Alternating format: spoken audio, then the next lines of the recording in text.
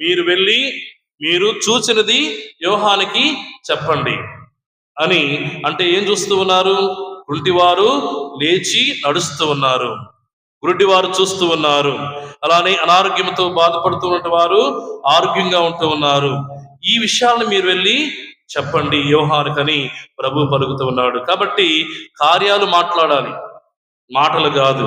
మాటలు ఎవరైనా చెబుతారు. ప్రియ దేవుని బిడ్డలారా, మనం చేసే కార్యాలే మనకి సాక్షులుగా ఉండాలి.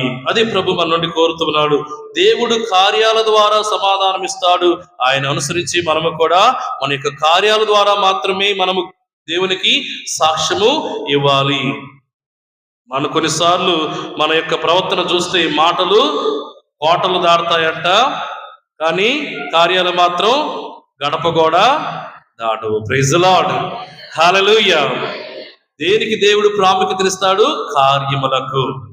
కార్యములు చేయటంలో ఉత్సాహాన్ని చూపించండి, కానీ మాటలు చెప్పుటలో కాదు. అదే ప్రభువు చేస్తూ ఉన్నాడు. యేసు ప్రభువు చేస్తూ ఉన్నది కూడా అదే. తన యొక్క కార్యాల ద్వారా సమాధానం ఇచ్చాడు. ఇదిగో మీరు చూస్తూ ఉన్నది వెళ్ళి యోహానుకి చెప్పండి. ఇక మూడవది, దేవుని రాజ్యంలో గొప్పతనం అనేది సేవలో ఉంటుంది, కానీ సేవలోను వినయములోను ఉంటుంది.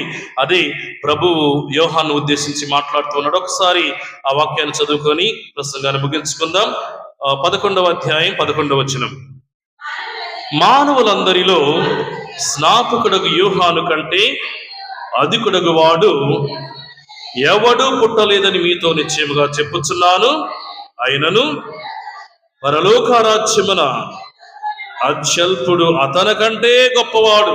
చూడండి, మానవులందరిలో స్నాపకుడకు యోహాను కంటే అధికుడెవడు కూడా పుట్టలేదని మీతో నిశ్చయముగా చెప్పుచున్నాను. అంతవరకు బాగానే ఉంది. కానీ ఎవరైతే పరలోక రాజ్యములో అత్యల్పుడుగా ఉంటాడో ఆ వ్యక్తి యోహాను కంటే కూడా గొప్పవాడు. కాబట్టి ప్రియ దేవుని బిడ్డలారా, వినయము, సేవ, ఈ రెండు మనం యోహానులో గమనిస్తూ ఉన్నాం.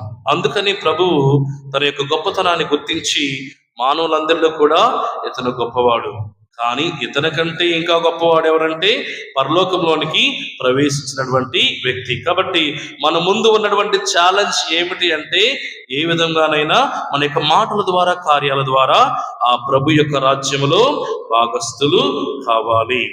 భాగస్థులు అవుట ద్వారా దేవుని దృష్టిలో మనము గొప్పవారిగా గుర్తించబడతాం. అది నిజమైనటువంటి సంతోషము, ఆనందము.